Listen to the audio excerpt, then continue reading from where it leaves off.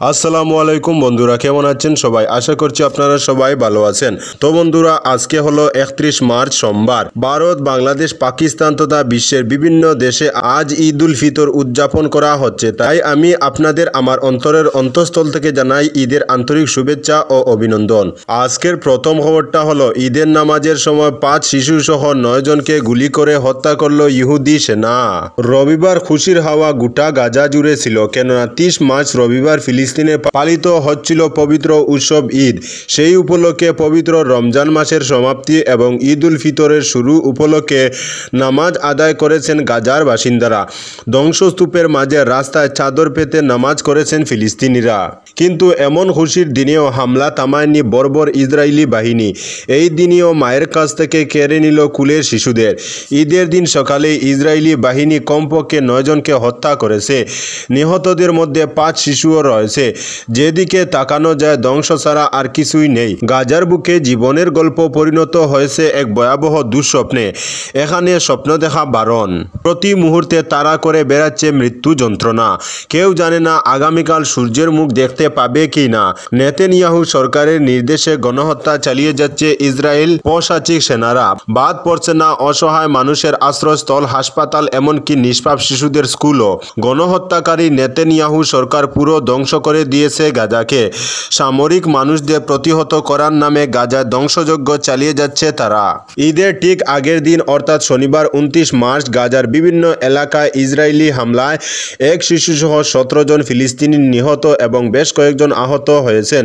যুদ্ধবিরতি ও বন্দি বিনিময় চুক্তি ভেঙে গত 18 মার্চ ইসরায়েলি সেনাবাহিনী গাজা উপত্যকায় আকস্মিক বিমান হামলা চালায়। এতে 920 জনেরও বেশি মানুষ নিহত এবং 2000 জনেরও বেশি মানুষ আহত হয়েছেন। আজকের পরবর্তী খবরটি হলো ঈদের আগে মসজিদে বিস্ফোরণ। ঈদের ঠিক আগে বড়সড় বিস্ফোরণ ঘটল মসজিদে। রবিবার এই ঘটনা ঘটে মহারাষ্ট্রের বিড জেলায়। ঘটনার তদন্তে নেমে ইতিমধ্যেই 2 অভিযুক্তকে গ্রেফতার করেছে পুলিশ। জানা গিয়েছে অভিযুক্ত 2 জন এলাকারই বাসিন্দা। ঘটনায় হতাহতের বিস্তারিত তথ্য এখনও জানা যায়নি। পুলিশ সূত্রে জানা গিয়েছে রবিবার ভোরে হঠাৎ বড়সড় বিস্ফোরণে কেঁপে উঠে গোটা এলাকা। খোঁজ নিয়ে জানা যায় মসজিদের মধ্যেই এই বিস্ফোরণে ব্যাপক ক্ষতি হয়েছে। আজকের পরবর্তী খবরটি হলো সোনাবাড়িঘাটে প্রথমবারের মতো ঈদগাহে ঈদের নামাজ। সোনাবাড়িঘাটে প্রথমবারের মতো ঈদগাহে ঈদের নামাজ অনুষ্ঠিত হবে। ইতিমধ্যে ঈদগাহের মাটি ভরাটের কাজ সম্পন্ন হয় নামাজের উপযোগী করে তোলা হয়েছে। আজ অর্থাৎ সোমবার সোনাবাড়িঘাট চৌধুরী মসজিদ প্রাঙ্গণে ঈদ উল ফিতরের নামাজ অনুষ্ঠিত হবে। শনিবার ঈদগাহ পরিচালন সমিতির সম্পাদক হাজী আজিজুর রহমান চৌধুরী জানান, সোনাবাড়িঘাটে কোনো ঈদগাহ না থাকায় ওই এলাকার মসজিদে ঈদের নামাজ পড়া হতো এবং কিছু লোক দনেহরি বা দক্ষিণ কৃষ্ণপুরের ঈদগাহে নামাজ আদায় করতেন। এবার প্রথমবারের মতো সোনাবাড়িঘাটে ঈদের নামাজ ঈদগাহে আদায় করা হবে। তিনি জানান, ঈদগাহের জন্য মসজিদের পাশে 6 কাঠা জমি দান করেছেন জননেতা প্রয়াত মইনুল হক চৌধুরীর ভ্রাতা প্রাক্তন বিধায়ক প্রয়াত নুরুল হক চৌধুরীর সহধর্মিনী লিলি বেগম চৌধুরী ও তার 5 মেয়ে। সেই দান করা জমিতে গত 2 মাস থেকে কাজ শুরু হয়েছে। প্রথমে বালু মাটি ভরাট করে নামাজের উপযোগী করে তোলা হয়েছে। এতে অনেক আর্থিক ও পরিশ্রমের মাধ্যমে সাহায্য করেছেন। আজকের পরবর্তী খবরটি হলো পুত্র সন্তানের জন্ম দেয়নি স্ত্রী, যমজ কন্যা সন্তানকে আছাড় মেরে হত্যা। স্ত্রী জন্ম দিয়েছেন যমজ কন্যা সন্তানের, তবে সন্তান লাভের আনন্দে বিভোর না হয়ে 5 মাসের 2 কন্যা সন্তানকে আছাড় মেরে হত্যা করলেন বাবা। এমনই অভিযোগ উঠেছে রাজস্থানের শিকর জেলার নিমকা থানা শহরে। অভিযুক্ত আশুক কুমারকে ইতিমধ্যেই গ্রেফতার করেছে পুলিশ। সূত্রের খবর, আশুকের স্ত্রী অনিতা যমজ কন্যা সন্তানের জন্ম দেওয়ার পর থেকেই তাদের মধ্যে অশান্তি লেগে রয়েছে। স্ত্রী কেন পুত্র সন্তানের জন্ম দেয়নি, এই ছিল আশুকের রাগের মূল কারণ। বৃহস্পতিবার তাদের এই অশান্তি চলাকালীন আশুক তার 2 কন্যা সন্তানকে মেঝেতে আছাড় মারেন। এরপর তাদের উদ্ধার করে হাসপাতালে নিয়ে যাওয়া হলে মৃত বলে ঘোষণা করেন চিকিৎসকেরা। জানা গিয়েছে আশুক ও অনিতার আরও এক কন্যা সন্তান রয়েছে যার বয়স 5 বছর। তাকেও এদিন হত্যা করার চেষ্টা করা হয় বলে অভিযোগ। পুলিশ সূত্রে জানা গিয়েছে আশুক তার 2 কন্যা নিধি এবং নাবাকে খুন করে তাদের দেহ মাটিতে পুঁতে দিয়ে লোপাট করার চেষ্টায় ছিল, কিন্তু আশুকের স্ত্রী বিষয়টি নিয়ে অভিযোগ জানান পুলিশে। সেই অভিযোগের ভিত্তিতেই গ্রেফতার করা হয় আশুককে। ঘটনার তদন্ত চলছে। আজকের পরবর্তী খবরটি হলো সৌদির সঙ্গে মিল রেখে বাংলাদেশের বহু গ্রামে ঈদ পালন করা হলো রবিবার। সৌদি আরবের সঙ্গে মিল রেখে বাংলাদেশের বহু গ্রামে পালিত হয় পবিত্র ঈদ উল ফিতর। রবিবার সকাল থেকে চাঁদপুরের হাজীগঞ্জ উপজেলার সাদরা দরবার শরীফ সহ জেলার প্রায় অর্ধশত গ্রামের একাংশ ঈদ উল ফিতর উদযাপন করা হয়। যেসব এলাকায় ঈদ উল ফিতর উদযাপিত হয় সেগুলো চাঁদপুরের হাজীগঞ্জ উপজেলার সাদরা, সমেশপুর, অলিপুর, বলাহাল, মনিহা, প্রতাপপুর, বাসারা, ফরিদগঞ্জ উপজেলার লক্ষ্মীপুর, কামাতা, গল্লাক ইত্যাদি আরও অর্ধশত গ্রামে ঈদ উদযাপন করা হয়। এদিকে পীরজাদা মৌলানা মুফতি জাকারিয়া চৌধুরী বলেন, সৌদি আরবের সঙ্গে মিল রেখে রোজা ও দুই ঈদ পালনের প্রবর্তক মৌলানা ইসহাক রহমতুল্লাহ আলাইহি 1928 সাল থেকে সাদরা দরবার শরীফের পীর সৌদি আরব সহ অন্য আরব দেশগুলোর সঙ্গে মিল রেখে রোজা, ঈদ উল ফিতর ও ঈদ উল আজহা উদযাপনের প্রথা চালু করেন। এছাড়া মরহুম পীর মৌলানা ইসহাক রহমতুল্লাহ আলাইহির অনুসারী মুসল্লিরাও চাঁদপুর সহ দেশের বিভিন্ন জেলায় একই সঙ্গে ঈদ উল ফিতর উদযাপন করেছেন। আজকের পরবর্তী খবরটি হলো মায়ানমারে গৃহযুদ্ধে সাময়িক বিরতি ঘোষণা সরকার বিরোধী পক্ষের।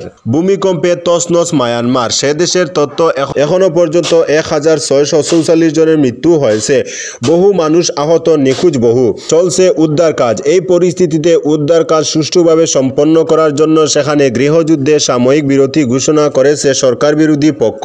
গত কয়েক বছর ধরে পিপুলস ডিফেন্স ফোর্স সে দেশের জুন্টার সরকারের বিরোধিতায় সরব।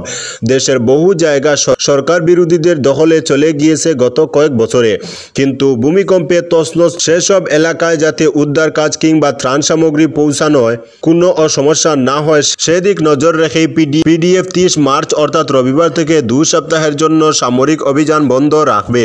শুক্রবার সকালে মায়ানমারে পরপর ভূমিকম্প হয়। কম্পনের মাত্রা ছিল রিক্টার স্কেলে 7.7। আজকের পরবর্তী খবরটি হলো নিজের গাড়িতে করে অসুস্থ মহিলাকে হাসপাতালে পাঠালেন হিমন্ত বিশ্ব শর্মা। রাবা হাসং স্বশাসিত পরিষদের নির্বাচনকে সামনে রেখে শনিবার দুধনৈতে জনসভা করেন মুখ্যমন্ত্রী হিমন্ত বিশ্ব শর্মা। বিশাল জনসভা ছিল, যেমন পুরুষ তেমনি মহিলাদের উপস্থিতি। মুখ্যমন্ত্রীর ভাষণের সময় প্রচণ্ড রৌদ সইতে না পেরে এক মহিলা মূর্ছা যান। ভাষণের মধ্যেই বিষয়টি নজরে পড়ে মুখ্যমন্ত্রী শর্মার। ভাষণ থামিয়ে তিনি অ্যাম্বুলেন্স ডাকতে নির্দেশ দেন, কিন্তু অ্যাম্বুলেন্স আসতে কিছুটা সময় লাগবে বলে তিনি পরক্ষণেই তার সঙ্গে থাকা অফিসারদের তার গাড়িতে মহিলাকে হাসপাতালে নিয়ে যেতে বলেন। শেষে সেটাই হয়। মুখ্যমন্ত্রীর এই সদয় মনোভাব সোশ্যাল মিডিয়ায় ভাইরাল হয়। বিভিন্ন মন্ত্রী এবং বিজেপি নেতারা সেই ছবি ভিডিও পোস্ট করে মুখ্যমন্ত্রীকে নানা অভিধায় ভূষিত করেন। অনেকে আবার এক নির্বাচনী চমক বলে নানা মন্তব্য করেন। আজকের পরবর্তী খবরটি হলো দোলাইয়ে সোনার বিস্কুট সহ 6 মিজো নাগরিক আটক।